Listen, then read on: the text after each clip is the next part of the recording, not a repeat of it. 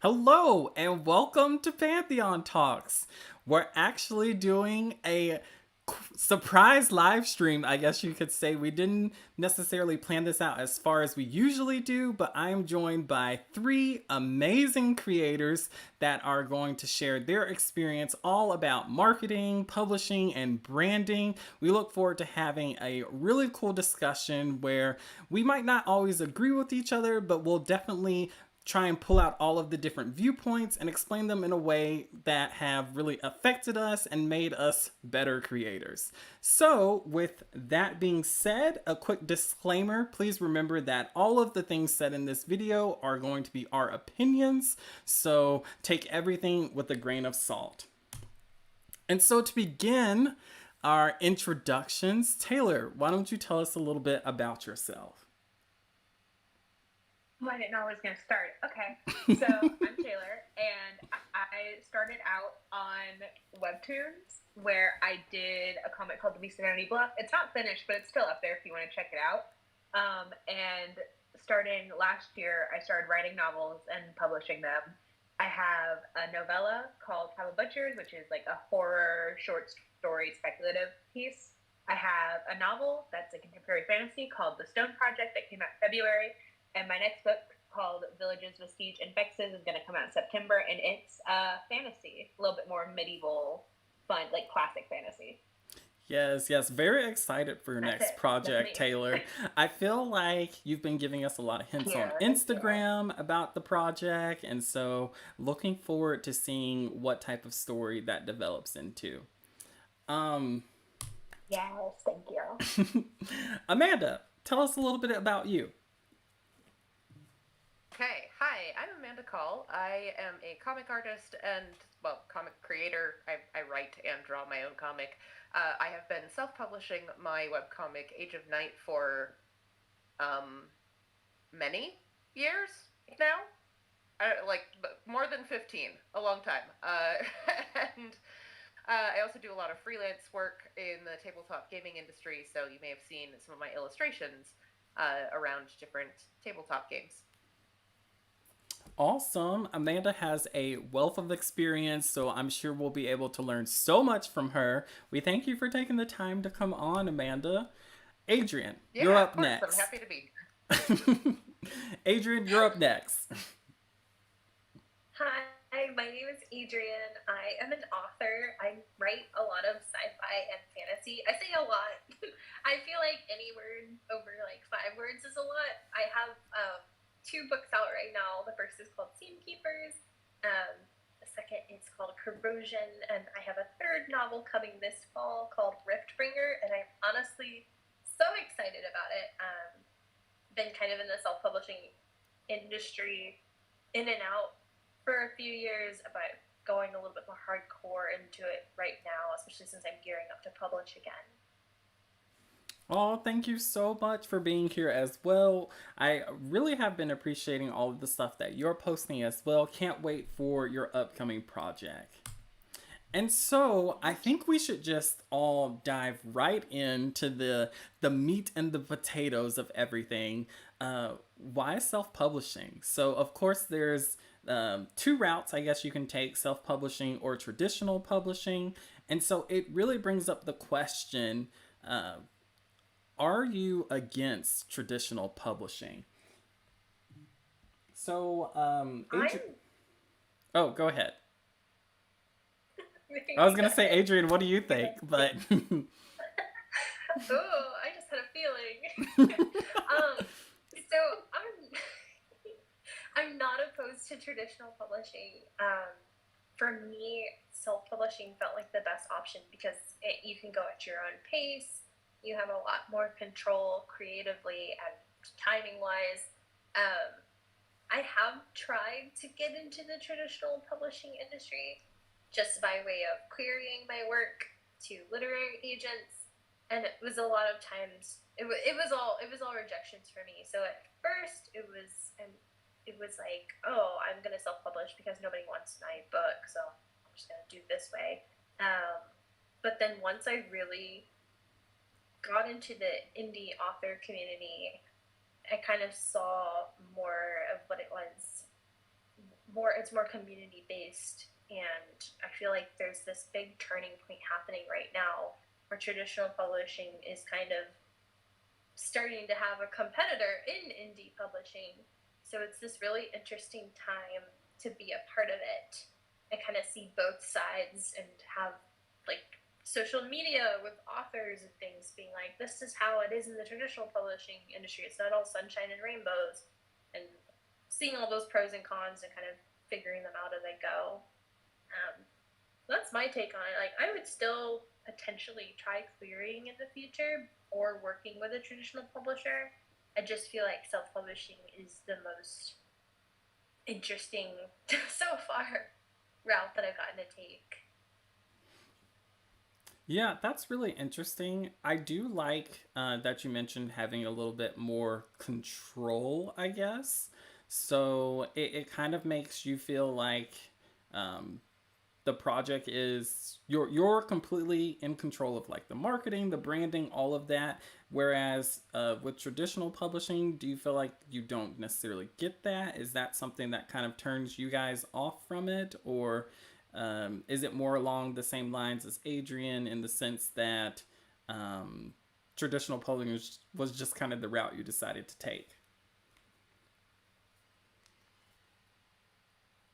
Do So it. No, I was going to say, you want to, me or me? you can go, Taylor. I can weigh in. I mean, as far as like traditional versus self-publishing, I think when you're making the choice, it really just depends on what you're looking to get out of it. The great thing about traditional publishing is once you get through the uncertainty of like agenting and querying and everything, like you get a paycheck. There's no guarantee how much that paycheck is going to be, but like you get money up front to work on your project. So I think that makes it more favorable for people who want to do this full time.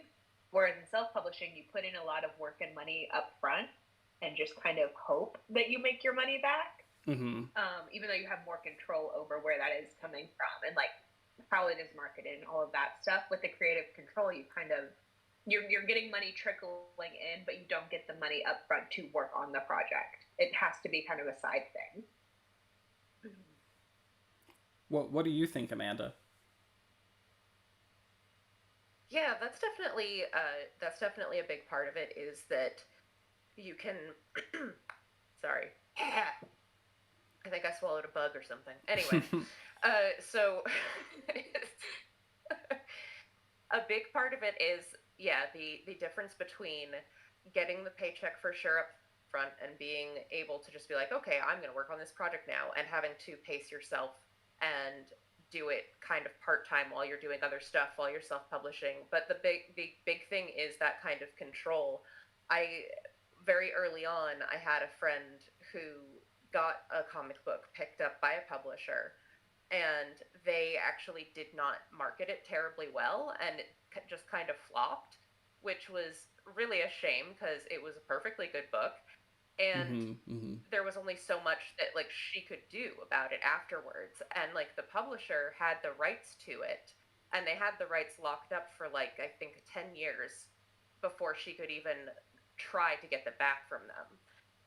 And so it was like, okay, well, now this thing that you've poured years of your life into and all of this like emotional energy and everything, like, yes, you've got your advance for it or whatever, your sign-up bonus or whatever for it, but now it just is out there and no one is actually reading it, and you're still going to have to do like the self-publishing legwork of trying to get people to look at it and read it. But I mean, your publisher's not necessarily actually going to support you that way. So that was kind of, not that that's something that happens all the time, but I've seen it happen to a few people before. At this point, a couple of my friends have been in that scenario, and it's just like, like how heartbreaking it would be to put all of this effort into something, and then it's just like, not only is it not succeeding, but you can't even do anything with it. It's just out of your control. Like, yeah, you can't do anything about it other than be like, hey, somebody please buy my book that I can't actually in exchange for the paycheck. Right, and that initial paycheck is usually not a lot either. Like, it is certainly not enough, like, unless you're already very famous in some regard, because either as a writer or as some other type of celebrity, yeah, and they're just trading on that paycheck is usually not a lot. It's certainly not enough to live on for multiple years. Yeah. Like, yes, it's a couple $1,000s, like maybe more than like a couple, but you have some thousands of dollars, but not a living wage worth of thousands of dollars. Yeah, Right. yeah. I feel like sometimes people hear like these success stories like Brandon Sanderson, Stephen King, you know, those type of names, and they're like, oh, they're making so much money. This is what I will get as a new starting author. And so I feel like there's a little bit of like it's so weird that I can find out like net worths for these creators, but like little tiny creators, I'm like, no, that's who I want to know, like how much they're getting in their deal. Oh, Matt's here. Hi, Right. Matt. Matt said, at least with self-publishing, you know what the ground floor looks like. So Exactly. I don't think we actually asked you or Taylor, but are either of you against traditional publishing? I definitely. I'm not. No, I wouldn't say I'm against it. I think that it can work really well, and it is really nice to be able to have someone else handle a lot of the marketing for you. Mm-hmm. I work with not exactly a traditional publisher, but one of the game companies that I work with. I have like a digital publishing like agreement with them where I have my book, but they also my Age of Night comics, but the collected volumes of it, they also have like a license through me to sell those on like their online marketplace. And so they get a cut of those sales, and I get a cut of those sales. But I don't have to do anything. Like they just they do all the marketing. They send out the emails. They put it on sale and put it in sale bundles. And then like at the end of the year, they're just like, "Here's your check." And I'm like, "Thank you. That's fantastic." Occasionally they'll ping me. Right. Occasionally they'll ping me and they'll be like, "Hey, we're running a sale, so if you want to like tweet about it or whatever." I'm like, "Yeah, absolutely." But I don't have to handle any of that stuff. And I'm still taking on the brunt of like all of the, you know, marketing and creating and publishing on my end, and they just do like this extra little bit where they don't own it at all. They're just doing kind of like this leasing from me essentially. And that's pretty nice. It's pretty nice that I don't have to deal with that and I still get those sales. If you can get that to work, if you can get a deal with a publisher where that will work out for you, that's fantastic. But it's very difficult to know if that's the deal you're going to get going in. What would that be called? Like, what type of deal would that be? Like, is it royalty based? I know you said like leasing.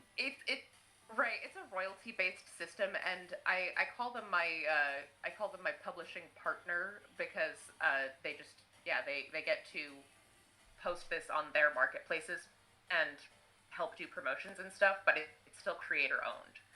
But also, cool. So it's a partnership versus right, exactly. And this is also a game company that I do a lot of illustration work with and a lot of development work with, and that's also, we're kind of a unique company in the way that operates. It's totally it's a discussion for a totally separate time, but everything that is done in that company is creator owned, and everything is like royalties based, and it's a lot of bookkeeping for the people who run the company, but they're very adamant about making sure that everybody feels invested in what they're creating, and they aren't just like, yes, here, we'll give you a pittance and now it's ours forever, ha ha ha. Wow. So I know we've kind of been talking about it, like having creator control, having more flexibility with like I guess like your time and stuff, but what else would you say are some like issues with traditional publishing? So I actually like sat down today when I was looking at these and thought about this question, and I feel like the two major things that I've seen or considered as far as traditional publishing is concerned in 2024, and like especially in the last 5 years or so, the first thing being, for a long time, publishing wasn't a thing that just anybody could do. Usually you went to college for some kind of English degree, and that's where you learned how to publish. And now that's information that you can just Google how to like query an agent and try to get published. There is such a saturation to the market of people who, you know, it's great that we have access to it, but there's now such a high saturation of people who want to be published, which is great because that means we're getting more like diverse books and a diverse community of people who are trying to publish, but it also is overwhelming for agents and for publishing houses. On top of the fact that we live in a time where trends cycle so quickly, and traditional publishing is a business that has checks and balances that you have to go through every single step in a certain amount of time. So it takes a while to get a book out. So if you are trying to write to market in a traditionally published space, there's a really good chance by the time the book gets from querying to published that you have already missed the market for that particular book, unless you are like expediting it through. Taylor, you always sound so smart. You are smart, for the record. Yeah. I was gonna be like, I think she's pretty smart. Yeah. Yeah, I definitely have to agree that I feel. My two big points. Wait, what? I said those are my two big points, and I feel like with self-publishing, you can write to market, and you can be like, ooh, there's a market for like cowboy romance right now. I'm gonna write a really quick little novella and see if I can make a little bit of extra money to fund this other project that I'm working on, like that kind of stuff. You can make those choices when you're self-publishing. Yeah, I was gonna say, I feel like times really have changed, because back when like Twilight came out, like the vampire thing was in for like forever. I was like, when are these books going to go away? Like, you used to walk into like Barnes and Noble or Books A Million, and it would be like sections of that type of book, that type of romance. And I feel like now, like you were saying, like it could be like cowboy romance, Wild Wild West sort of story, and it'll be good for like 1 month, and then like everybody's moved on to the thing for next month. So right, exactly.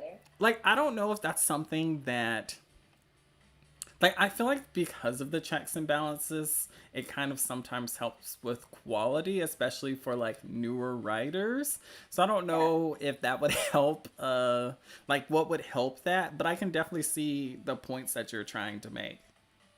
What about y'all? Do y'all see any other things that are issues or might be wrong with the traditional publishing route? I honestly, since I'm not traditionally published, I don't know exactly what people have to go through in order, or I don't really understand the lack of what am I trying to say?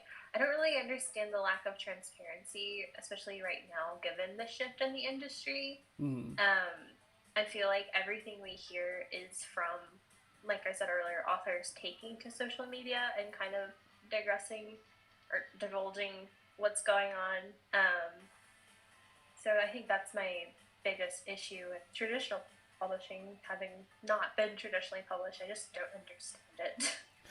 Yeah, it's so strange, because I feel like transparency is always like the downfall of like all of the creative businesses. Like, there's never transparency from like artist to artist, or from like the company to the artist, or any of that sort of thing. It's so hard sometimes to just kind of get like a realistic expectation on like what this career might necessarily actually involve. And so I could definitely see like transparency of like the amount of work you have to put in, the amount of time you have to wait, the pay, the the events and network that you'll have to do. Like, I feel like that would be really beneficial. Like if you're my agent, walk me through this. Hold my hand, please. Yes.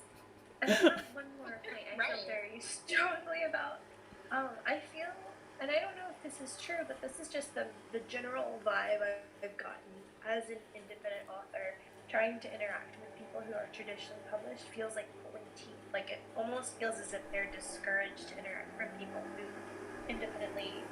Okay, publish. I'm sorry. Like, someone started cutting grass like outside my window. Oh no!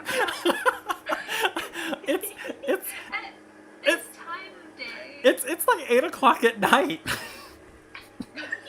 at night.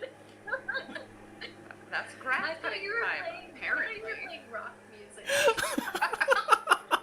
No. Rocks thrown at your window. And like they like literally like just like walked past the window, and I'm like, really, really, what are you doing? Pull the blinds down. You're getting the edges. Oh my goodness. Oh man. Oh, they're back. I just feel like, Please continue. Ron, I just feel like there is a huge divide between these two industries that there doesn't need to be because of PR and all that kind of thing. I've had someone tell me they were not able to send their book to somebody who would have taken it, except their publisher discouraged them because it could influence their contracts or future writing, things like that. So that was like, oh man, that sucks. Wild. That's wild. Mm-hmm. So Wow. my issue with traditional publishing actually dovetails really well into the next question that I'm supposed to answer first, because here's a secret, here's a peek behind the curtain, audience. We already have the questions. I already know what Apollo is going to ask. We're supposed to sound really smart, like we didn't need to prepare. Oh, but that's awful. If somebody asks me a question that I am not prepared for, their answer is going to be, Yeah, like I don't know. I don't understand why people don't like. They're like, I like it to be off the cuff, and I'm like, you do not want to know what I'm thinking off the cuff because I haven't filtered it yet. I have been on way too many live streams that have gone terribly sideways because they were not well prepared. Oh my good grief! No, thank you. No, Yes, thank you. yes. So my. Oh, let me ask the question actually before you Yeah, answer. go for it. So, I'll bring it all together. so Amanda, They'll figure it out. is there a way for publishing houses to market creators more commercially? So this is kind of the issue, is that one of the things I ran into early on when I was still a baby artist trying to get some company to hire me to do something, I don't know, but hire me to draw comics, come on, is that they didn't know what to call my style. It did not have like really direct like comps to anything that existed. It didn't like really fall in with a lot of the other like visual styles that were popular at the time. And so there was kind of this thing of like, well, your work is like, obviously this was a long time ago, so I'm going to go with fine, not good. Your work is fine, but we don't know what to do with you. We don't know where to apply this. And I think that is something that can be a challenge with trying to slot yourself into traditional publishing, is if you're doing something that is either actually very weird or just doesn't fit into a neat little genre, like tagged content box, that then your publisher isn't going to necessarily know what to do with you. And if they don't know how to market you, then they're not going to. They're just not going to sign you. They're going to be like, no, we don't know what to do with you. And that is kind of the thing that is a big barrier, is the fact that there has to, part of how marketing works, especially for larger companies, because they want things that are reliable, they want things that are like metrics that they can check off. Okay, this genre sold well, this genre is not doing well, this age range and this genre combination is doing well, and this age range and genre combination is not, and that sort of thing. And so if you don't really fit into any of those categories, if your work is not neatly fitting into them, then they have a lot harder time knowing what to do with you. And yeah, that is definitely a challenge. Which is so. That makes it. Oh. And I wonder. Oh, sorry. Go ahead, Adrienne. Go ahead, Apollo. Do you want to go? You can go, Apollo. No. I was just going to say that it just makes me wonder, like, if they've taken out the time to like connect with you as a creator, as a writer, artist, whatever it is. Like, I'm not understand. Like, I feel like you would have ideas on how to like market your product or like who your target audience is, and so I would think that they would like ask for your input would be like the easiest solution to help with the marketing ideas. No? Like, do they not do this? Yes. I mean, yes and no. They I think that sometimes also, ideally, a creator should be able to articulate who their audience is and what a good way to explain their work is, but in reality, it doesn't always work that way. You're just making a story. No thoughts about anything else but the story. Well, I mean, Exactly. I think that that also that yeah, sometimes you are just making a story, and it's like, okay, but how do I like what would you compare this story to? Like, I don't know, man. I'm just doing it. I'm just doing my thing. I'm not thinking about like what demographic this appeals to. I'm just trying to tell my story the best I can. Right? I need to figure out a way to bottle a feeling without any sort of comp titles and just be like, you know that feeling when you wake up and someone just baked bread and it's warm in your bed and And that's everything the is a little- comp title. That's not what my book is about, but That's the that's Well, the yeah, feeling. I wonder That's actually a pretty good way to do it, though. I mean, lacking a comp title or a genre to attach yourself to, trying to just evoke what are we going for here. But I think it also takes like, and again, this goes because you have traditional publishing, right? And then I think there's such a big rift between that and like the indie publishing space, even like indie publishing adjacent fan fiction space. But that's where people get the verbiage to talk about these sort of things. Like a couple of years ago, if somebody had said cozy fantasy to me, I would have had like not a single clue. I couldn't have named a book to you that was a cozy fantasy. But it Right. took a couple of people putting out books and being like, well, these really high stakes fantasies, so we're going to call them cozy fantasy. And now Right. it's suddenly a very popular genre that a traditional publisher will pick up. But those books had to be independently published first because no traditional had the verbiage to market it for anybody. Mm-hmm. I will just say add that core to everything. right, just core. It's all core now. It's fine. Yeah. Baked bread core. I will say that one marketing strategy that is a little bit more work, which is why you won't always see this being used as a thing. It's not like going to be a publisher's go-to. But one marketing strategy that does work, and I've seen work a few times because I have a lot of friends who are booksellers, is through like the advanced reader copy, sending out ARCs, galleys, whatever you want to call them, but sending out early copies to people who are booksellers who are also like book talk type influencers or just have like a large social media following or anything, and that you can kind of like churn up a grassroots enthusiasm for a book that you are not sure how to market. And the like archetypical example of this that comes to mind, not just because I'm an obnoxious fan of the series, but because it is a good example of how they did this marketing, was the way that they launched Gideon the Ninth. Because how the hell do you market that book?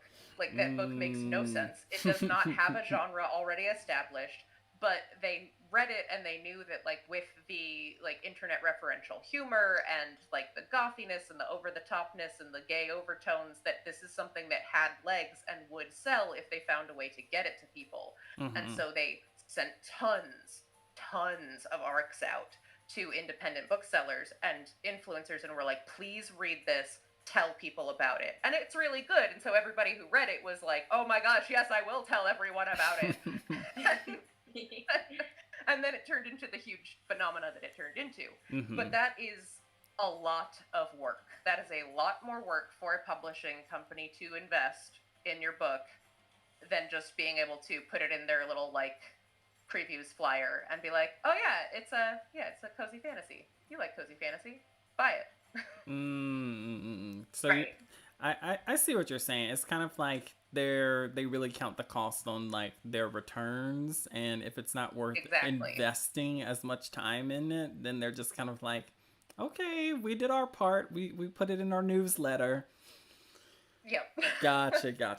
Well, I mean, because at the end of the day, a traditional publisher is like, we're going to pay you whatever the amount is, like a couple $1,000s to write this book so we can publish it.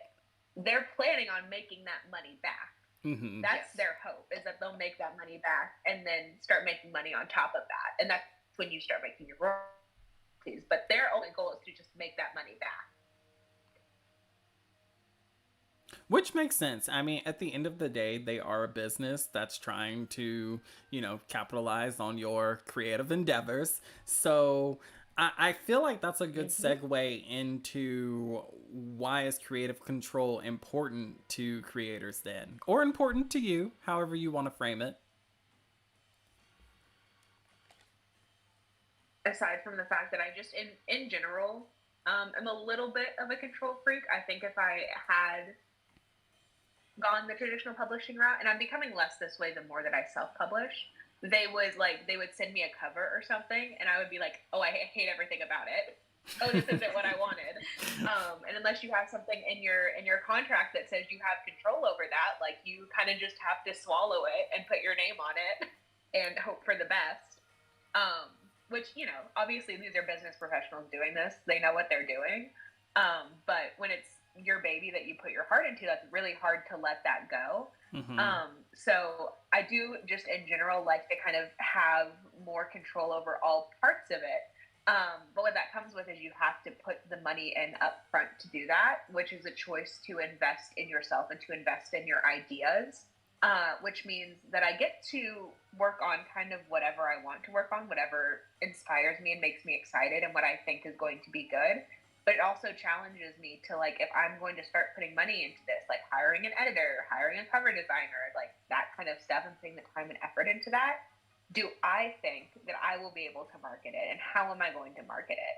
And I like that. I like the challenge of doing that, and I enjoy having doing all aspects of, like, the admin work and everything. Some people just want to, like, write the book and then hand it off to somebody to, like, go through and do the editing and send the edits back and, like, that kind of stuff. And both ways are a good way of making a product. It's just which one do you prefer? Yeah, I definitely see what you're saying, Taylor, about the, I guess we're in the same boat, because, like, I feel like I'm a little bit of a control freak, too. I'm just like, I made this is the itinerary, that's where we're going to go down. And I remember there was this one author that was self-published that I loved. I think her name, I haven't read her stuff in a while, but I think her name was Amanda Hawking. And she had this series where she had commissioned this artist to do, like, these beautiful, like, oil Renaissance covers for her self-published book, and it got, like, really popular, really big at the time. And, like, a publisher reached out to her to buy it, and, like, she had already done all of this work, and the covers were amazing, so everybody was like, ooh, we're gonna get, like, a new limited edition, new oil painting Renaissance image. And it was like these, like, trashy, like, airplane covers, and I was just like, this does not capture this does not capture what that original book did. So they eventually went back to that style for her future books. But my point with all of that was, I feel like sometimes people underestimate the power of creative control, just in the sense that as the creator, like, you're right too sometimes. Like, like, you might work in, like, sometimes you know what you actually. Right, exactly. Like, you work in the field technically too, and I feel like a lot of times, sometimes you just need to listen to the creator, get their input, and then be like, yeah, but this is gonna make you more money. I would totally accept that sort of advice. Like, if somebody was like, okay, thank you for explaining your opinions, Apollo, but this is gonna make you more money. And then if it doesn't make me more money, that's when I'll be like, you didn't listen to me. So I told you so. What about you, Adrienne or Amanda? Did you have any thoughts on creative control? Yeah, I really appreciate that I get to pick how I present my work, and I can kind of do whatever I want. So I've been really leaning more into the digital art aspect. So I'm also an artist, more of a hobby artist, but I've been using that as promotional material and really getting to just kind of share the story on a deeper level than just how most people might look at a book and go, I would read that, I'm going to add it to my collection for 6 months from now, versus here's this shiny piece of art I made, you can share it and we can talk about it and have so much fun. So that's something I've been getting back into, kind of exploring that side of my creative personality, and I'm really enjoying it. I'm very happy I get to do that.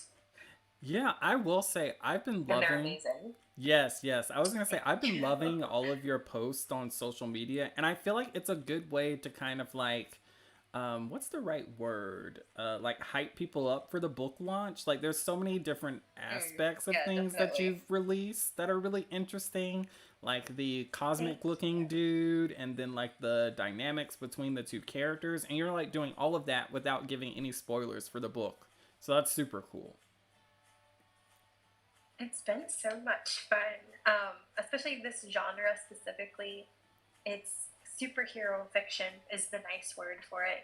Um, but it's not just that. Like when you hear that, you think comic book. But at the same time, I can also leverage that to be like, people do like comics, like, whether you admit to them that or not, whether or not you sit down and read an issue of something. You've definitely seen Webtoons. You've definitely done all this. I really like that side of it. Listen, as someone who is like a active like superhero, super power fantasy reader, like there we are out there, and you just need to market to us. I want to see you guys. I want you guys. I This is a safe space. I just finished reading a like 4 volume series that was about like college kids with superpowers, like in a superhero academy. So it's so good. Like Incredible. Heck yes. it destroyed my Drop the existence. titles. Yes, yes, yes. So it's called Superpowers, but I will send you a DM about it. It's so good. You can read it free on Audible.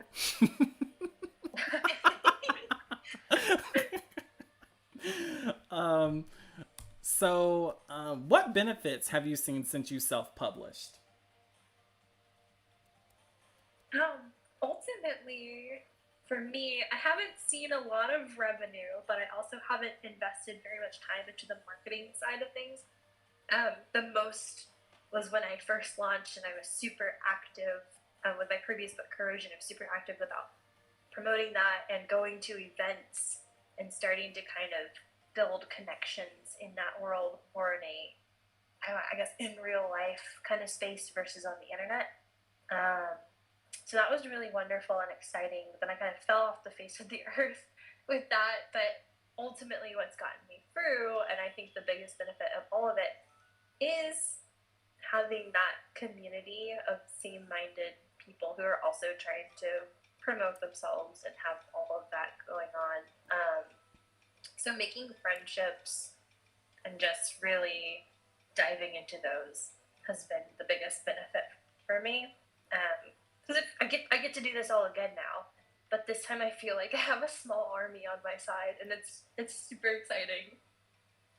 Oh, you got a compliment. FM said Corrosion still has one of my favorite book covers of all time. Thank you so much. Let's go.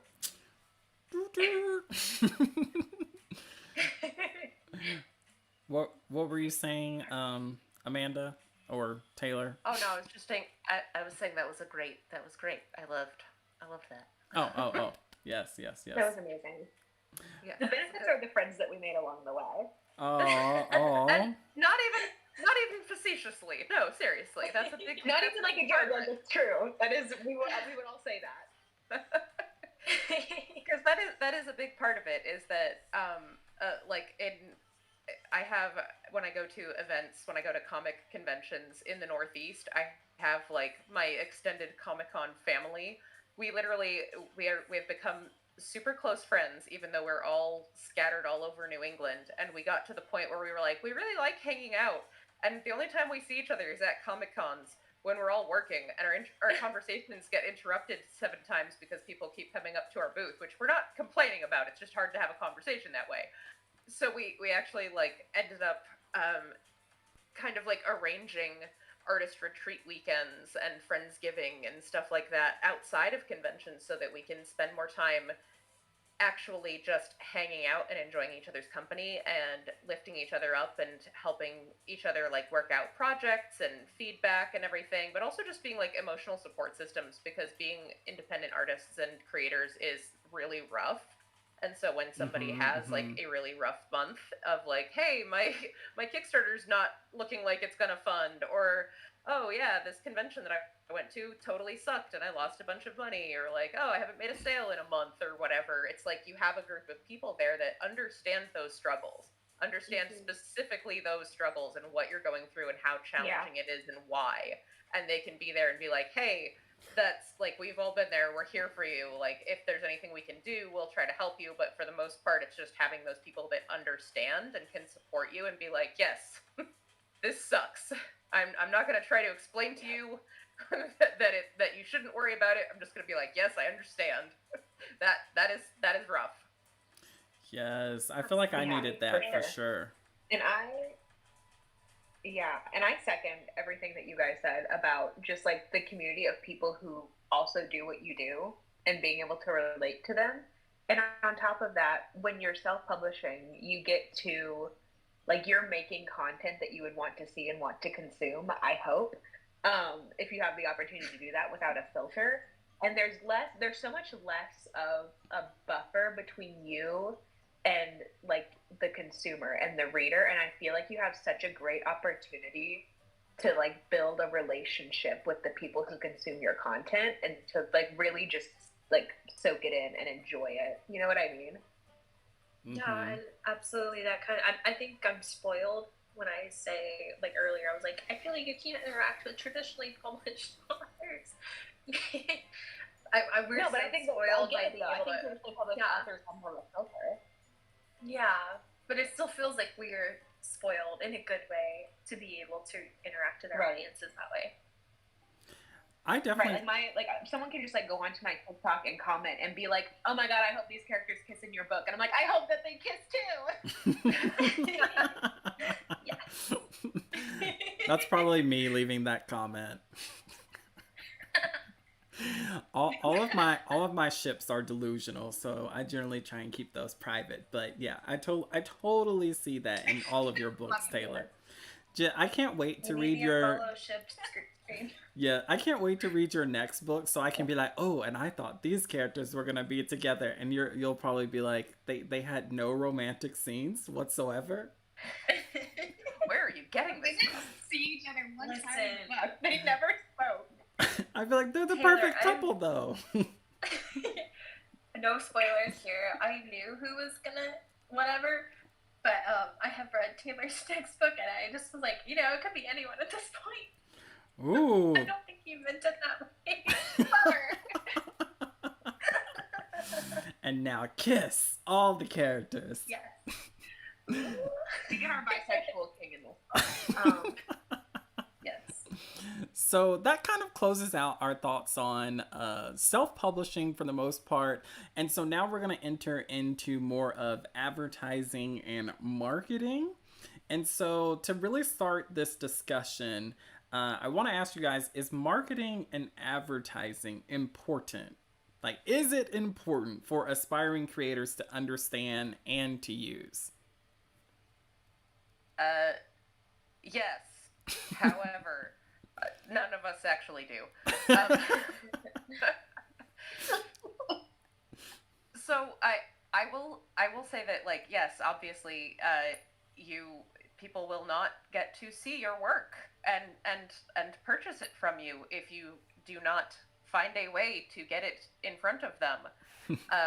But I feel like it's important to add a very major caveat right there, that there are a lot of people who will try to convince you that there is like a way to do this, and that there is like, oh, this is the system, this is the only thing that will work, and if you just sign up for my seminar, I will tell you how to do it. And they're lying to you. It's a scam. Don't fall for it. They don't know anything. Quite seriously, there is a lot of, like, because marketing and advertising can be so frustrating, it can feel like an uphill struggle, and especially in the last, like, oh my gosh, it's gotten rough the last, like, 5 years or so, the way that am I allowed to swear on this show? Yeah. The enshittification has come for all of the social media platforms. It's a technical term of the way that was that, the like, best. I was waiting for an F-bomb. That was way better. It's a technical term that actually does it, like it's an irreverent technical term, but it does actually mean that like the platforms have become harder and harder to use for the end user and for anyone who is trying to use them to market themselves. So if you don't have a massive advertising budget to give platforms a bunch of money to promote your content, then it gets buried. And it's very difficult to work against that, and you might for a time find tips and tricks to kind of worm around it. And this is one of the things that has actually been like really great with TikTok, is that they are one of the few places where that is not as bad. But then of course now the government's trying to shut them down, so that's great. But that's just kind of like, yay, yeah, yay. So that's the thing that you have to be aware of, is that you might be able to work around some of this stuff for a time. You might be able to find some workarounds, but it is important to understand that if you don't feel like you're gaining ground, it's because you're not supposed to. It's because this game is in fact rigged. If you're trying to promote yourself through a platform that you do not own, if you're trying to promote yourself through any kind of third-party platform, they do not want you to be able to do that. They want you to pay them to do that. Mm-hmm. And so it is difficult. You're not necessarily doing something wrong. Maybe you are, but not necessarily. It's not necessarily that you're bad at it or your work is bad or anything like that. It's that the platforms do not want you to be able to reach people. And that can make things very frustrating. Oh, that was so interesting. I've never necessarily thought of the platform being like, I want you to pay me. But that like makes complete sense, to be honest. No, that is entirely what is going on. And you can get lucky and you can ride a trend or a hashtag or whatever else and get a lot of exposure that way, but it's lightning in a bottle. It's not something that you can do reliably.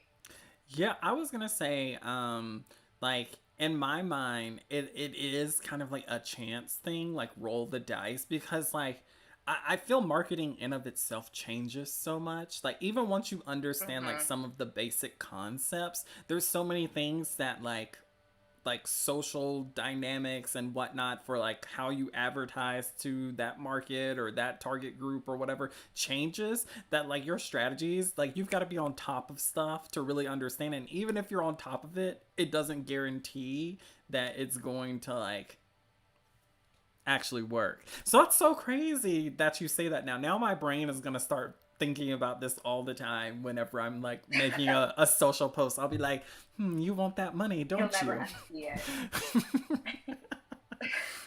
I would agree that it is important in that regard, but I would also throw in the wrench to be like, it depends on what your goals are. Like, are you here to make friends or are you here to make money? Because one of those things is going to work out better than the other. And we also don't want to use people as stepladders either. So it's more like learning the social strategy of it versus the marketing strategy when it comes to these platforms. That's how I've felt. But also I agree with like there is no one way to do it. Yeah. If whatever marketing you do the marketing that you enjoy consuming and creating. Because who knows if it's going to get picked up, but at least you had fun doing it. Right. I do think to a certain extent, like some people, like you can kind of understand some basics of marketing that could help you, like joining certain groups. Like if you have a particular, I guess it's like, to me, in my mind, I kind of look at it in, there's different, like whenever you say target audience, I feel like people don't necessarily understand that. But I think of like, if you go in a bookstore, like you might lean towards like a particular type of book. So they have like this section over here for you.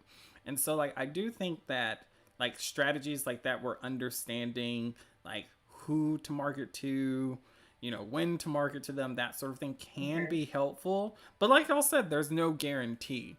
But, right. And then I do think that there's tons of people that just like post whatever they want to post, don't think about anything, and they're like living their best life. That is a good point. Live, laugh, love. Exactly. Yeah. That is a good point that you bring up, Paulo, about like if you go into a bookstore of like what is the section that you're drawn to, and there is a certain amount of like you don't even necessarily think of it as marketing. It's just you're just kind of like some of it may be kind of intuitive, and I'm not necessarily thinking about it as being like marketing or advertising, but it really is. Of like I said, I do a lot of Comic Cons, and I do some gaming conventions as well, since I do a lot of the gaming illustrations, and there is a lot of overlap in my audience between people who like to play D&D and like to read fantasy story comics. Imagine that. but then like because I'll go to a lot of different conventions, someone will be like, "Oh, hey, you should go to this like anime convention." And I'm like, "Why would I do that?" Like that is not my market. Like that's not I don't draw in a manga style. I don't have a story that kind of like meets a lot of these story tropes and expectations of what people are looking for in that particular like realm. So going to that would be a waste of my time. And so that is a form of marketing of just knowing like, okay, this is a place where it would be more successful for me potentially to spend my time and energy versus this avenue over here. Well, yes, there are plenty of people there and they have money, but they probably are not interested in my stuff, so I am not going to go there. Listen, preach, because I was lured to a Comic Con. So, like, I used to be a convention, like, I used to go to conventions and sell too, but I was on the anime side. And so, like, my style definitely leans toward that type of illustration. And so, I had a group of friends that they didn't sell illustrations or anything like that. They sold, like, those like furry hats and like tails that you like take to like the rave or whatever. They sold stuff like that. And so they were like, "Oh my god, it's so good. You should come. Like we always make so much money." And so they were telling about this one con in particular. They were like, "Hands down, you will make double whatever you made here." I made only only pity sales. I felt like people were walking over because they were like, "No one's at your booth. Can I buy this sticker?" And so when you factor in like the table, my time, the new merch that I bought for that con, like all of that stuff, I think I made $30. Like for a 3-day weekend. At least you broke even. I, Oh my god. I mean, sure, and so okay, listen. Convention math doesn't math in reality, to be honest. No, it doesn't. Time. So like You don't get time back. like me saying that, I'm like, well, actually, I mean, yes, it was a positive because it covered the table and I made $30 plus that, but that doesn't cover like me being there for 3 days. Like, Oh my god. Right. You got to buy yourself dinner after. no, that was gas money. could Like maybe that, take a that gas. $30 disappeared with gas money because like these conventions, aren't necessarily going to be like down the street from you. So it's like I got to No. travel. But did you gain new followers or anything? I think I gained like pity followers, people that were like, "Oh, cause see, like I do this thing too, where if you come up to the table and you show me that you're a follower, I'll give you 5 to 10% off depending on what special I'm doing that weekend." And so like people will come up and like follow me while they're standing there, and so like. Listen, you employ all sorts of tactics at cons. I'm just being honest. It's smart, but it's also like ruthless. Yeah. So like sometimes it'll be like, "Ooh, I really like your stuff," and so you'll get people to follow you, but then you'll get people that are just there for the discount and like they'll walk away from the table, and I'm like, "I can see you unfollowing me. Go into the next room at least." Oh my gosh. Oh man, I'm sorry for the rant. Anyway, off of conventions, I feel like I always have a story whenever we do the round table. I need to stop that. So what makes a good advertisement?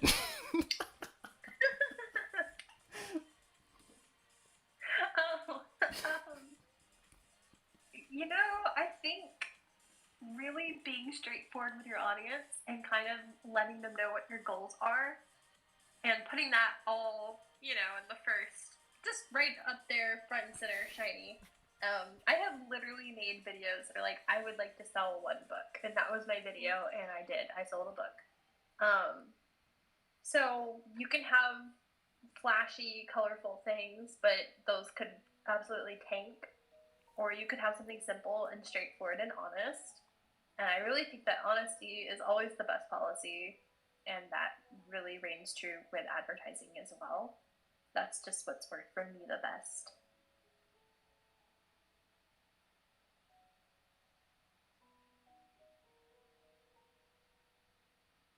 I feel like because I'm with you, I think honesty is the best way to go about it. Both being honest about what your story's about, like frame it in the coolest light, like pick the coolest things that are true about your story to advertise that make you excited. But I think, and this may be a self-publishing exclusive thing, like this may not be the case with traditionally published authors, but I feel like when you build a community of people who like your content, right? And you sit down, you're like, oh, I want to, this is my goal. Like, I want like this many pre-orders. That's what I'm doing on my TikTok right now. Or like, I want to sell this many books, or, whatever. Like, people want to get on board with that and like be a part of like the group effort to do something, And I don't know that it's always going to be that way. I think right now that transparency is really, really popular on the internet because we had so many years of people not being transparent on the internet. And one day that may go out of style. But for right now, I think rather than trying to put on the clown makeup and do the dance to sell your book, just saying what you're doing and what you would like to accomplish, a lot of people respond really well to that. As a clown, I take offense.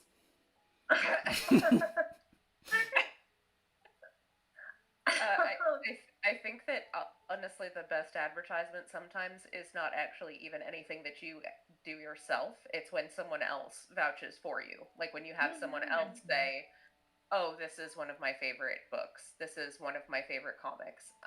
Because obviously you're going to be constantly being like, come read my stuff. Please, somebody, anybody. The book is so good. I swear it's good. You want to read it. But when someone else goes, I liked this book. This was really good. I think you would enjoy it. That carries a lot of weight actually, is when, especially if it's someone whose like taste you align with or whose judgment you generally trust. So that is where having that engaged community is a really big important aspect of this, is having people that are enthusiastic. And if you're like, hey, and there's nothing wrong with doing like a call to action of telling people, hey, if you like this, please let other people know. And a lot of people do it just on their own anyway. But if you have that kind of engaged community, then you can be like, hey, I'm releasing this book, so tell people about it or anything like that. That actually can help quite a bit, if having other people vouch for you. And especially if they're not like obviously just your best friend or your sister or whatever. Yeah, that's such a good point. I never really think about having a call to action that isn't just like go to Amazon, that involves engaging and hyping up a community around something. Yes. I will say, I think like there's a lot of trendy things that people do, like a draw this in your style, or they'll do like those little like voiceover things for characters and whatnot. And I feel like those are good advertisements because they do get people interested. Like, oh, what is this about? And so there's so many ways to advertise, and I feel like that a good advertisement is just simply suggestive. Like subjective, not suggestive. Ooh. Anything to say about that with a certain character in one of your books? Excuse me. Yeah, comment. I genuinely don't know what you're talking about. I'm scared. But I will leverage it, damn it, whatever it is. I definitely think that getting your audience involved is probably the best way to go. Like, regardless of what you do, having more people hype up your stuff than just you is probably always the best way to like enter into the sea of other advertisements that are out there. Oh, Matt said, finding ways to personalize your involvement with your project what it means to you, and also being able to communicate how a prospective reader will be entertained, thrills, humor, spectacle, etc. But yeah, also want to second the call to action advice too. Surprising how well it works. So all in agreement. Oh, and Janisha Colors from earlier, she said, literally did a con last week, and while the majority of the artists didn't do so well, neither did I, but I spread the gospel of my webcomic, which is what I went there for. So, preaching, Awesome. doing the Yes, snap. doing the webcomic world work. So what? Yep, that's definitely a thing. I sell physical copies of my comic, like of the I collect it into a volume, like a printed volume every so many chapters. But it's a webcomic. You can read it all online for free. It just exists, and so But you people can't touch it. and that's what I tell people too, especially because it's been online for so long. As I'm like, you can read the whole thing online, and then a lot of people do just take cards. And they're like, oh, I can look it up online. I'm like, yeah, go for it, because they may or may not buy a book in the future. Whatever, that's great. I'm glad they're getting a chance to read it. But I do also usually tell them, like, and if you buy the book, it's a lot faster to flip through pages than it is to wait for 600 different pages to load. No, I get so excited when people have art book or graphic novels. Give me that. So with all of that in mind, can creators do anything to kind of market themselves better? Like, are there any? So when I think about this, it just makes me think of like glaring issues sometimes that I see. So have y'all observed anything, or what are your thoughts? I don't know that there's a whole lot to add to what we've already said. The one thing that I can think, just I didn't have a spot to mention, was the internet is a very big place. If you think that you're making all this stuff to market, you're having a really good time, but you're like, I don't want to spam everybody, like I don't want to post too much. You won't. I have 2 books out and a pretty large following on TikTok. And I, in the last 2 days, have gotten probably a dozen comments of people being like, I didn't know you had ever published a book. And I've been posting about it. Like, it's been there. Yeah, but it's like it's just, you have, it doesn't always reach people. Like, you have to post consistently, and most people are not going to be annoyed if they see something that you've posted that, like, you've posted before. They'll just scroll past. They're not annoyed. They're not thinking about you that much. Yeah, I definitely think a like shift in mentality is always really important, because like when it comes to marketing, a lot of it's about repetition, and I do feel that sometimes creators will like make 1 post or 2 posts about something, and I'm just like, no, if you go like back in the day before I feel like I'm telling my age. Back in the day before social media, like when you would go to the movie theater, you would see the same advertisements for forever, for like every movie. But like you didn't hear people complaining about it necessarily. Like if they weren't interested, they would just, live their life, wait for the next preview or wait for the movie to start. But like the repetition really got people hyped for it. So I hope that's a good analogy. Like it might not click for some people, but that there was a time where you couldn't watch those trailers on YouTube. It's okay. I am also an old, so I understand what you're saying. Not an old. All right, so I think we're getting into the juicy topic. So what people don't know. So are there any do's and don'ts of self-publishing? So my personal do's and don'ts are less procedural and more philosophical. Do be consistent in like maintaining your integrity of your project, your vision, what you are trying to achieve with it. And the flip side of that is don't compromise on that because you see something trending, because you see that somebody has published something similar or posted something similar, but it's still not yours. Like, you still have your own unique voice. So stick with that. Don't try to make yourself something that you are not because you think it is more marketable. It's important that the reason why you're self-publishing is because this is something that's important to you, to have this level of control, to have this level of authenticity to your vision, and you don't want to compromise that just because you're afraid that it's not going to be as commercially successful. That's my biggest do is be true to yourself and your vision, and my biggest don't is do not attach your self-worth as a human being to your success or lack thereof in this self-publishing thing, because there have been times where I have not been as productive as I would have liked. I've not sold as many books as I would have liked. I've not met deadlines as well as I would have liked. But that's because I'm a human being and I have a lot more things in my life beyond just this thing that I have created or I'm trying to market to people or sell to people.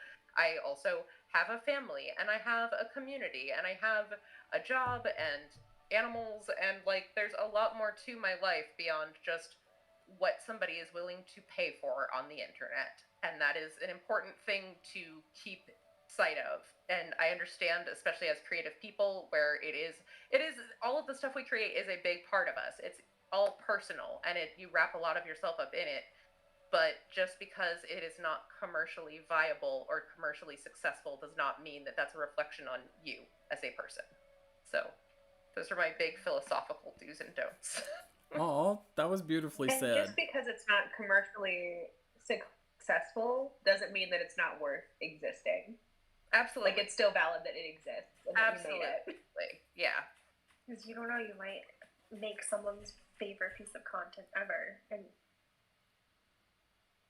they're super cool indie hipster because it's their favorite. It's not like in the mainstream. They get to gatekeep you forever. Yeah. I would say if it's something you're new to, definitely do get yourself involved in as many resources as possible, whether that's a Discord server or a community somebody has set up. Try to get involved in that, and just stay humble, really. Just try to stay open to feedback or the way people do things, because you're going to learn so much. I just in joining the book talk community, I say that, the indie author community, I thought I knew how to self-publish because I self-published 6 years before that. I did not. I really did not. So yes, do those things. Get involved if you can. If you can get involved somewhere, if you have an independent bookstore near you, see if they have a community or a writing group, things like that. Or based on whatever it is that you're creating, see if they have that. I've seen comic related, Webtoons related things at my local bookstore as well, which is really awesome. And then I said this earlier, don't use people as step ladders. Don't try to buddy up to someone just because you think they're going to take you farther, because everyone is fighting for their lives on the internet, and that's just a mean thing to do to people in general. So those are my words of advice. And to kind of bounce off of that, I think that there's a tendency, and this is across the board in art communities and writing communities and everything, that there's a tendency to start to get a little bit competitive with people who are not yourself. You can really only compete with yourself. But on top of that, we are all playing for the same team, right? When somebody picks up their first indie published book, even if that's not your book, now they realize that there are indie published authors out there and that they want to explore that genre, and that benefits across the board. So you do better to elevate the voices of other people around you than to be competitive and to be upset when other people are doing well. That doesn't mean you're not going to feel bad when other people are doing well sometimes, because you want to do good. But don't go and put other people down when they're doing better than you, because in the end it benefits all of us for one of us to do well. Right. Yeah, I think all of that's well said.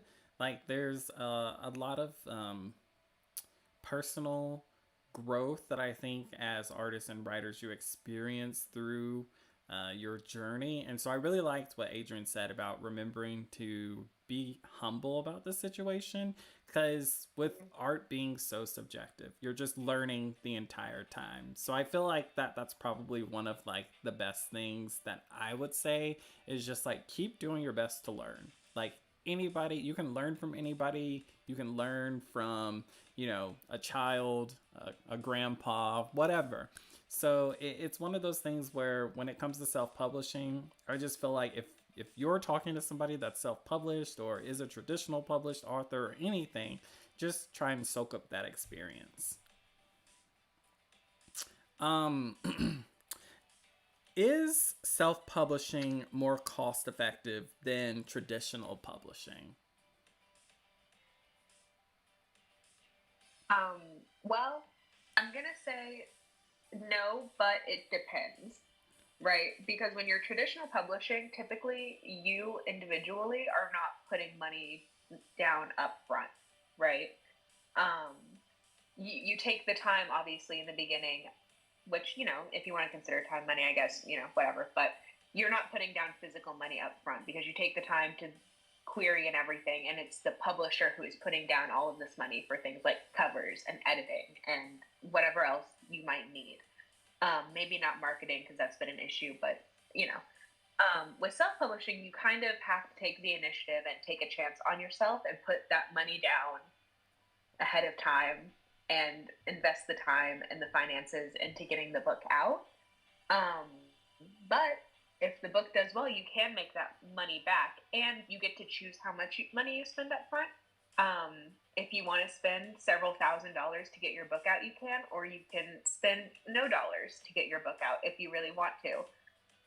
Usually the best thing to do is somewhere in between, but it really just depends on the success of your book, and that's not something you can necessarily control. If you're willing to take the chance and put the money down, I think that self-publishing can be really beneficial because you don't have an advance that you have to make back before you start making those royalty payments.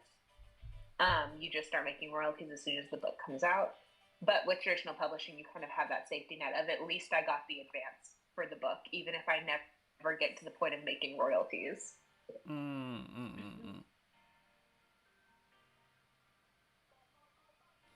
Like, I could definitely Yeah, see. I would say not necessarily. Go go sorry, ahead. go ahead. No, no, no, no. Go ahead. Okay. I was just kind of going to echo that point and say that, yeah, it's not necessarily more cost effective. It is more flexible. Like, you do have a lot more, of an ability to decide what you're comfortable with for what you're going to lay out for time and money and effort. You're not really beholden to anyone else for any of that. And that can be helpful, especially if you're in a situation where where you don't necessarily have like the financial flexibility to just be like, oh yeah, it's fine if I don't make a living wage for, a year while I finish my book and am working off that advance. Or you can be like, no, I still have to have my day job, and so I will work on my book and promoting it in the evenings, and with whatever I have for like fun money I'm going to put toward this, because not everybody has like the flexibility to commit that much time and money and everything because of their life situation. Like, that is a position that not everyone can achieve. I'm not going to say it's necessarily a inherently privileged position, because some people do manage to get to that position by like making a lot of sacrifices. Like, some people make those choices by making a ton of personal sacrifices and living in positions that a lot of other folks would not be willing to live in. But yeah, it kind of gives you that flexibility to be like, all right, what am I comfortable with the rest of my life, and how I want to fit that together, and what my obligations are as a person. Yeah, I would say I agree with both of those points. I feel like it can be as cost effective as you want it to be, or are willing to go or point towards it. it makes me really curious because like Amanda, you're a comic artist, and then like Adrienne and Taylor, you both are like traditional novelist types. If you're comfortable, would you share how much like one book copy would cost you if you know? Are you asking like one book, like one print of a book, Like or what it like would making cost, a book like from what start? like what it would cost you to like I guess put in the order to buy the book. Like for I just feel like people would be curious like from like Yeah. comic books are like full of color and different pages and whatnot, and like novels are just words, and like I'm thinking people would be curious about like what the actual cost possibly, which this would be like an I estimation. can pull it up right now. Ooh. I have my Kindle open. Ooh. Right, yeah. I've ordered so many books. I know exactly how much my books cost at this point. Oh wow! I haven't ordered one in like a little bit. So it depends on, for me, I have one paperback book. It is paper, to be fair. It costs about There's paper in there. Yeah, it costs about $5 to $6 to purchase one author copy, and then you have to pay for shipping and tax. And that's from Kindle Direct.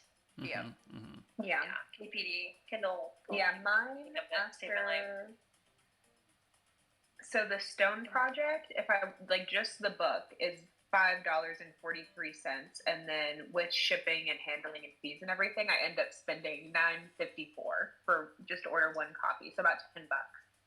Mm, And then on top of that, Amazon takes a small fee if you're selling directly through them. Yeah. But I think you make the most if you're selling it like in person through your own kind of store. Mm-hmm. Yeah. So I go ahead. You go, Amanda. Oh no, I was just gonna say so my graphic novels are black and white. They're like a 6x9-ish size and about 200 pages each. And each one of those, after shipping, costs around $4. Some of them are a little bit longer than others, so you're dealing with like a couple of cents here and there on the outside of that. And I usually order them like a case of 20 at a time, so it's almost always like almost exactly like $86 every time. So, which is why I know. But yeah, and then I'll sell them in person. I like on Amazon, I sell them for $12, and if I sell them to like a bookstore where they're going to then sell them, then the MSRP is $12. And then I sell them in person at conventions for $10, because then I'm still making the most in that situation, and it is also incentivizing people of like, well, yes, you can go home and buy this off of Amazon, but it's cheaper if you literally buy it from me right here, right now. Smart. Yeah, that's crazy to and me I did that also just come out with a color comic that is I did the art for, and my friend Jeremy Flagg wrote, called "I Am the First." That's how many pages is it? I literally have a proof sitting on my desk. How many pages did this end up being? It's like, I want to say it's like close to 120-ish pages, somewhere around there. And that one is full color, and it's a little bit bigger. It's closer to like a standard comic book size. And that one, the paperback copies are costing about $12 each to print, and that's not shipping. We're in the process of fulfilling our Kickstarter for it right now, so I haven't actually bought a box of them for myself yet, because I'm still like still taking shifts with Jeremy for filling out the little forms online to like send them to people. So it's like, I know how much the book costs, and I know how much it costs to mail one of them to like Arizona, but I don't know how much it costs to get a box of them to me yet, because I haven't done that yet. Right.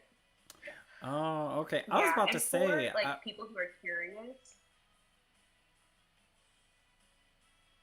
I was gonna say, for people who are curious, because it costs $10 to ship like an author copy, but for like a $16, $17 book on Amazon, a physical copy, the author usually makes back between like $4 and $5, depending on the size of the book.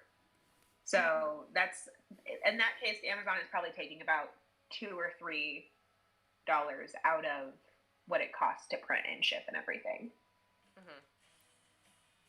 Wow. For the breakdown. Yeah. No, that's really insightful. At first, I was like, Amanda, I cannot believe the comic books are cheaper than the novel books. I mean, it was only by like $1 or some change, but then when you were like, the color, it's the page count, yeah. Yeah. Because mine are black and white and they're about 200 pages. If you're doing like a 400-page novel, then it's going to be a lot more. Yeah. Right. Do you mind sharing where you have your comics printed?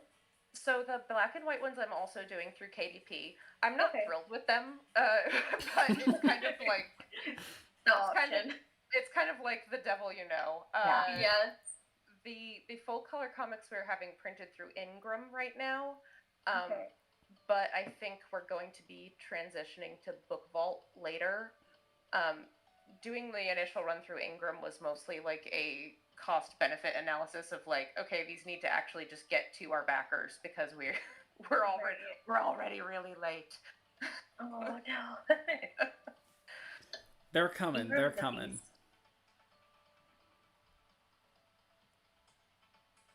So, just thinking about everything that we talked about, we've kind of touched on this, but just to really emphasize, what are the potential benefits and revenue for self-publishing? So we kind of broke down the cost for the actual stuff, but maybe we can expand on that just a little more. Yeah. I don't have a number for revenue, but I know which you don't have to give personal revenue. I just $1,000. No.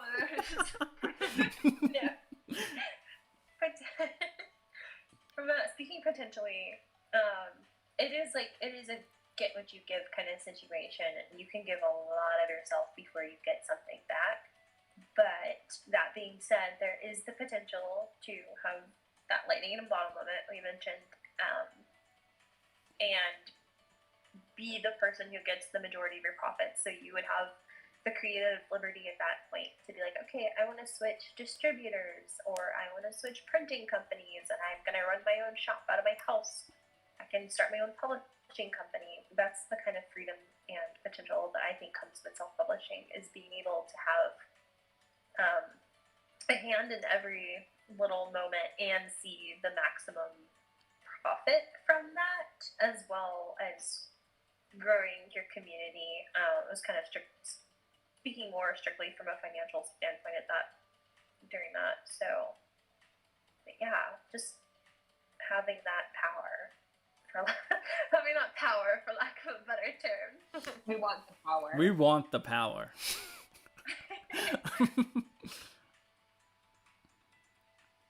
Yeah, I feel like there's so much. Thoughts, Amanda? Yeah, that is the thing with self-publishing as far as like as far as revenue goes, is that because you are not splitting this with a bunch of other middlemen, when you're not working with an agent, and you're not working with a publisher, and you don't have to like cut all these other people in, then your profit potential is a lot higher. It is just a matter of you're only going to get that by being the one to put in the work. So like there is a lot of potential there. There's a lot of potential. It can be really great and really successful and do a lot for you. But it is also that it all comes down to you and how much actual time and effort you're able to put in. Yeah, you really can put into that. I had another thought and then it ran away. So you go ahead. Okay, well, I was going to say, I'm not going to, like, use numbers, but the way that I kind of have everything set out now, because I keep a really close eye on what I'm making and what I'm spending every month regarding publishing, because I'm afraid of the IRS, but I pretty much have got myself, I like, save every receipt. I have, like, a folder, and I have, like, a spreadsheet. Anyway, it's a little obsessive, but it's fine. But I've gotten myself to a point where I make enough money off of one book that I can then choose how I want to prioritize spending on the next book, knowing like what things I think are the most important versus what things I'm like, okay, this is the ball that can be dropped if if the last book didn't do so well. I was really fortunate with the Stone project. I've been able to make my money back and afford cover editing. And I think I'm going to dip a little bit into the red to order copies, to do signed copies again. But with the pre-sales, I'm okay dipping into the red because I know that money is going to come back once those go through. But I get the choice to choose where that money goes. Otherwise, I could be like, well, this is what we're not going to do, and that might be the most important thing to you in your book, is to have the best cover, or to do signed copies, or to have like a book tour of some kind, depending on what kind of money you're making. So it's great to have freedom to make choices on what balls can be dropped and what you think is absolutely necessary that money has to be invested back into. Yeah, I just find the idea of self-publishing just so empowering in general, like regardless of the revenue and regardless of the other things that come along with it. I just think that it's such a great way for a creator to really have the control and be able to make the product the way that they want. So, like, money aside and benefits aside, I just feel like this is the journey that I would want. I'm not opposed to traditional publishing. I just feel like ideally in my head, if I could just put it on the internet and it makes money, that would be like the best case scenario. That's the dream. Real. Right. No marketing, no advertising, no work. I just like put it out there, and then I check my bank account, and I'm like, oh, And people eat it up. Wow. The I'm like, president wants to meet with me. Right. Recognition. Could you imagine? Imagine you wake up one morning. If I got that email, I would have to like close You all of my internet.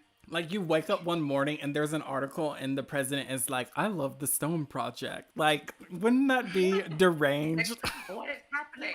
I would have to close down all of my social media, I think. Because that book definitely does not speak very kindly of the government. He does like the conspiracy theories that would come out. Oh my gosh. I love They it would though. be like, oh, so they're hiding superpowers. That's what's in Area 51. Exactly. That's what's in Antarctica.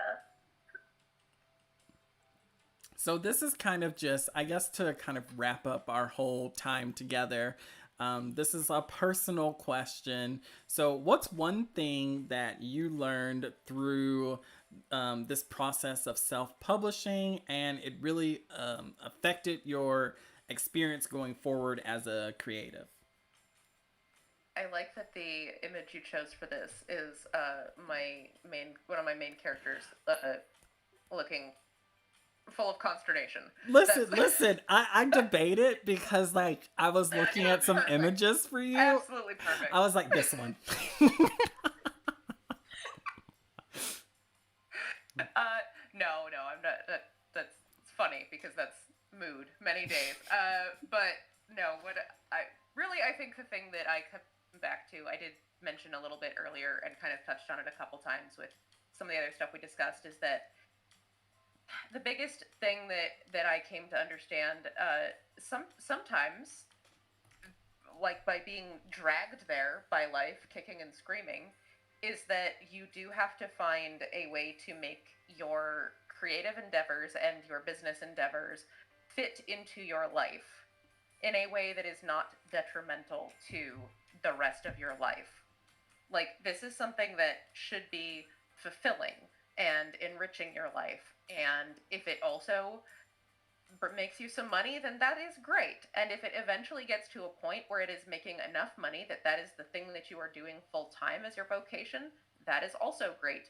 But you should not like have it be something that ruins the rest of your life in the pursuit of. You should not let it affect your well-being mentally, physically, anything like that. You should not let it affect your relationships negatively.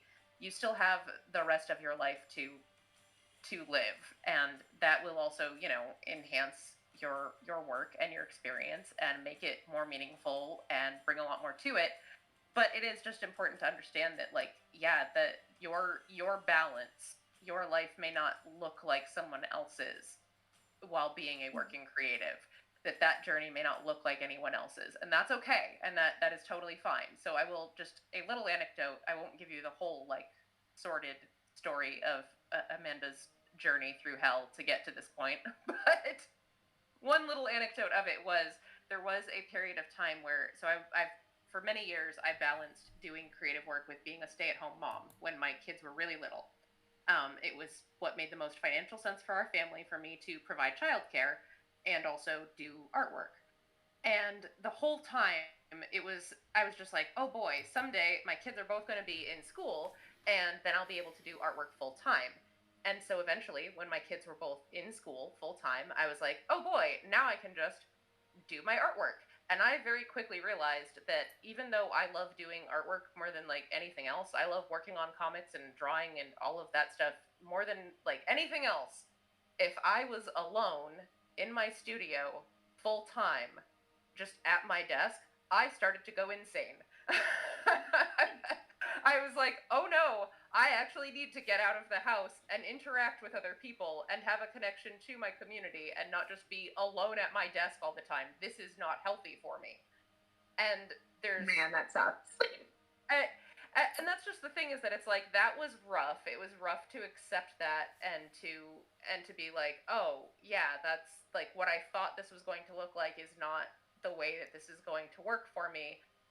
But accepting that and rolling with it was obviously like the only smart thing to do in that situation, is to be like, okay, I shouldn't like beat myself up about the fact that this isn't working the way I wanted it to. How can I make it work in a way that is still good for me, good for everyone around me, allows me to keep making good work? Because that was part of the thing too, is that when you start getting in that loop where it's like, oh, this situation doesn't work for me, it's not like the work I was producing was any more abundant or any better during that period. I spent a lot more time basically just like chewing on the edge of my desk, being like, why won't it come out right? Real. Like, Why am I'm locked in a room? Why am I sad? Right, exactly. What is happening here? I'm starting to see the vision of the art choice on the PowerPoint now. Right. I'm just getting it. Yeah, so that's kind of like there's a lot of like people think that like, oh, if I make it, quote unquote, whatever that is, if I make it, and that must mean that this is the thing I'm doing full time and this is like my whole life, and it's like, that's not necessarily true, and that's not necessarily the best thing for you or your work. Right. Yeah, and I think like with sorry. Oh, I'm so sorry. Oh, do you want to go, Adrienne? Definitely. I'll just say my point because it's very quick. Just definitely getting out of your head and having the capacity to absorb other things within your realm of interest as well, whether that be a hobby or a fellow artist or author, trying to pick up what you can from them rather than just being like, this is what I do all the time, which is kind of the rabbit hole where I'm stuck right now. So I need to learn that lesson as well. And like, I think that especially when people start going quote unquote full time with art or anything creative, there's this mindset that full time to do something means that you work on it 5 days a week for 8 hours straight every single day with like maybe a lunch break in there somewhere. And that's what makes you full time. Mm-hmm. But that's, especially with a creative thing, that's not what makes you disciplined. That's not what makes you full time. To develop a discipline, you have to understand like, what windows of time am I going to be the most productive and make my best work? And at what point does me carving out this section of time for me to work, at what point is it too much and it starts to become detrimental to work? Because the full time is not the amount of hours that you're putting into it when you're talking about like turning this into a career, if that's the direction that you want to go. Mm-hmm. It's the money that you're getting out of it, right? And the ability to produce at a rate where you can sustain that income. It doesn't mean that you have to work 8 hours a day for 5 days a week anymore. That's kind of the point of wanting to go full time as a creative. Right. Or you could swing like me, where I have all the time in the world and I'm spending my entire day working on one thing. Oh. And it's a beautiful thing. And it's gorgeous. Well, thank you, but I don't need to be doing It's gonna. I'm gonna more memes. I'll send you more memes, Adrienne. Okay. I'll send you more distractions. I'll start sending you YouTube commentary videos. Great. Oh, Wonderful. I need to send you Plankton's version of Taylor Swift songs. You'll be obsessed. I promise. Please. Like they're Please. so Beautiful good. singer. Like he did. I'm saying this like it's official. So he did a cover of He did it. the smallest man who ever lived, and it is glorious. Like it is so good. I'm gonna send That's it to incredible. I've been listening to Oh my those. god. I've been listening to those. I'm not actually listening, but those King Julian from Madagascar song covers. Those are so good.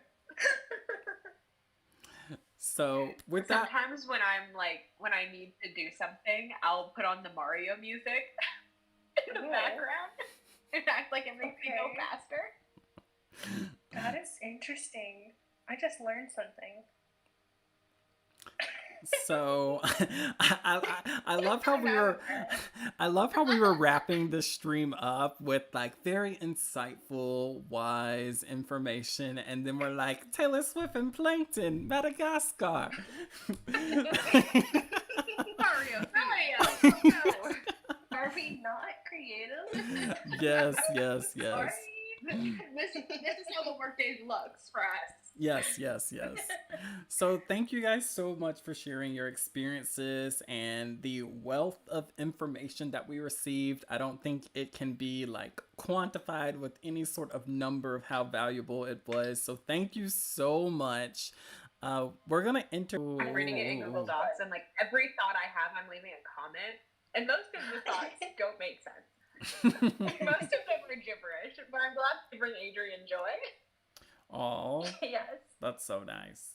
So, well, with that, we actually passed the 10-minute mark a little while ago. I don't feel like I need to say anything about myself. Like, if they're already on my channel, they should know the things. But yeah, Apollo, Instagram, YouTube. I don't like to get on X, but you can DM me there too.